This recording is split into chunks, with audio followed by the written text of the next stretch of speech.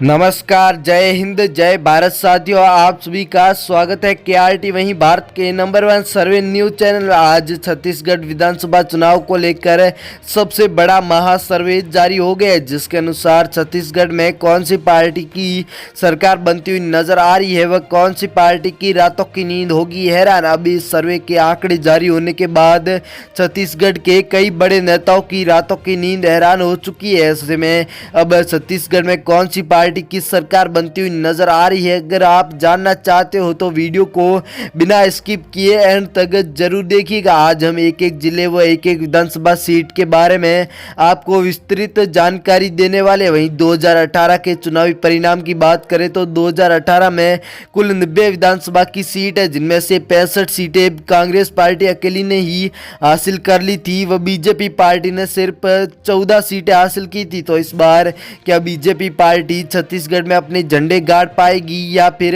Congress party फिर से अपनी सरकार बना लेगी? अगर आप भी अगले सर्वे में आप भी अपना नाम जुड़वाना चाहते हो तो हमें कमेंट बॉक्स में आप अपना नाम व इस बार छत्तीसगढ़ में कौन सी पार्टी कितनी सीटें कर पाएगी हासिल, अपनी राय कमेंट बॉक्स में जरूर बताना। वहीं चैनल पर नए हो तो चैनल को सब्सक्राइब करके बेल आइकॉन का बटन भी जरूर दबाना। दोस्तों, अब 2024 के लोकसभा के चुनाव भी नजदीक आ चुके हैं। ऐसे में 2024 के लोकसभा के चुनाव को लेकर देश में अब तैयारियां होना शुरू हो गई है। ऐसे में अगर 2024 से पहले ये जो 2023 में राज्यों में चुनाव है, इन राज्यों को देखा जाए, तेलंगाना, छत्तीसगढ़, मध्य प्रदेश व राजस्थान, अभी कर्नाटक में हाल ही में चुनाव खत्म हुए। ये चुनाव एक महत्वपूर्ण भूमिका निभाएंगे कि 2024 में कौन सी पार्टी की सरकार बनेगी, क्योंकि कर्नाटक को तो अब बीजेपी पार्टी हार ही चुकी है। तो बीजेपी इन राज्यों को हारना नहीं चाहते हुए अपनी पूर्ण प्रयास करेगी। चलिए आपको लेकर चलते हैं सर्वे आंकड़ों की तरफ। बलोच जिला, जिसमें कुल 3 विधानसभा की सीट है, जिनमें से बीजेपी के खाते में 1 सीट, कांग्रेस के खाते में 2 सीटें, वहीं अन्य पार्टियों के खाते में 0 सीटें नजर आ रही। इसी के साथ दंतेवाड़ा जिला आ चुका है, जहां कुल 1 विधानसभा की सीट है, जो कि कांग्रेस पार्टी के खाते में जाती हुई नजर आ रही। बीजेपी व अन्य पार्टियों के खाते में 0-0 के आंकड़े देखने को मिल रहे। इसी के साथ दुर्ग जिला आ चुका है, जहां कुल 6 विधानसभा की सीट है, जिनमें से बीजेपी के खाते में 2 सीटें, तो कांग्रेस पार्टी के खाते में सबसे अधिक 4 सीटें, अन्य पार्टियों के खाते में 0 सीटें नजर आ रही। जसपुर, जिसमें कुल 3 विधानसभा की सीट है, जिनमें से बीजेपी के खाते में 2 सीटें, कांग्रेस के खाते में 1 सीट, वहीं अन्य पार्टियों के खाते में 0 सीटें नजर आ रही। इसी के साथ अगला जिला गाजियाबाद आ चुका है, जहां कुल 2 विधानसभा की सीट है। यहाँ पर बीजेपी के खाते में 1 सीट, वहीं कांग्रेस पार्टी के खाते में 1 सीट, अन्य पार्टियों के खाते में 0 सीटें नजर आ रही। बलौदाबाजार, जिसमें कुल 4 विधानसभा की सीट है, जिनमें से बीजेपी के खाते में 3 सीटें, कांग्रेस के खाते में 1 सीट, वहीं अन्य पार्टियों के खाते में 0 सीटें नजर आ रही है।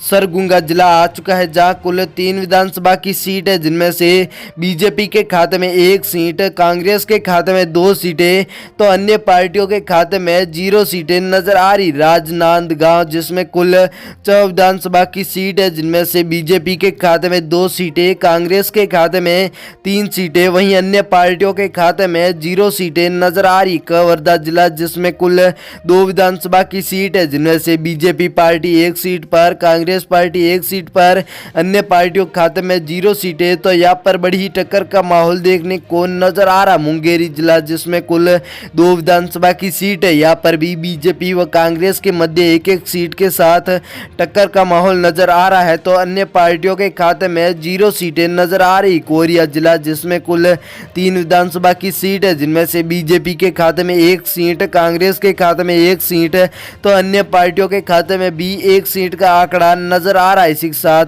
जांजगीर चांपा, जिसमें कुल 6 विधानसभा की सीट है, जिनमें से बीजेपी के खाते में 2 सीटें, कांग्रेस के खाते में 3 सीटें, वहीं अन्य पार्टियों के खाते में 1 सीट का आंकड़ा नजर आ रहा है। इसी के साथ आपके सामने रायगढ़ आ चुका है, जिसमें कुल 5 विधानसभा की सीट है, जिनमें से बीजेपी के खाते में 3 सीटें, कांग्रेस के खाते में 2 सीटें, वहीं अन्य पार्टियों के खाते में 0 सीटें नजर आ रही। धमतरी, जिसमें कुल 3 विधानसभा की सीट है, जिनमें से बीजेपी के खाते में 2 सीटें, कांग्रेस के खाते में 1 सीट है, वहीं अन्य पार्टियों के खाते में 0 सीटें नजर आ रही। इसी के साथ कोबरा जिला आ चुका है, जहां कुल 4 विधानसभा की सीट है, जिनमें से बीजेपी के खाते में 1 सीट, कांग्रेस के खाते में 3 सीटें, वहीं अन्य पार्टियों के खाते में 0 सीटें नजर आ रही है।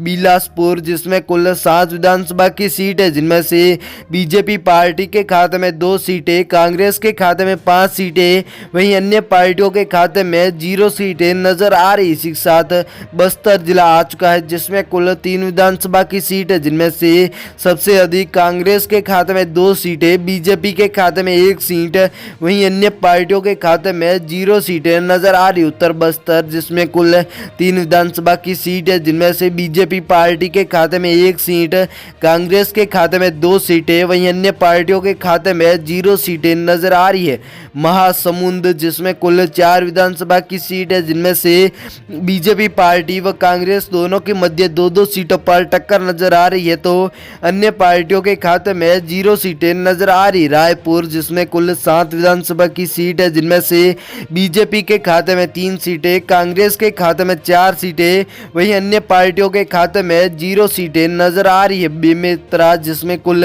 3 विधानसभा की सीट है, जिनमें से बीजेपी के खाते में कोई सीटें नहीं, 3 की 3 सीटें कांग्रेस पार्टी के खाते में जाती हुई नजर आ रही है, वहीं अन्य पार्टियों के खाते में भी 0 सीटें नजर आ रही। दोस्तों, आपको बता देते हैं कि एक सर्वे को तैयार करने में 10 से 15 दिन या फिर 2 से 3 महीने लगते हैं। ऐसे में आपका एक सब्सक्राइब हमारे लिए बहुत ही बहुमूल्य होगा। ऐसे में चैनल को सब्सक्राइब करके वीडियो को शेयर जरूर करना। थैंक यू, धन्यवाद दोस्तों।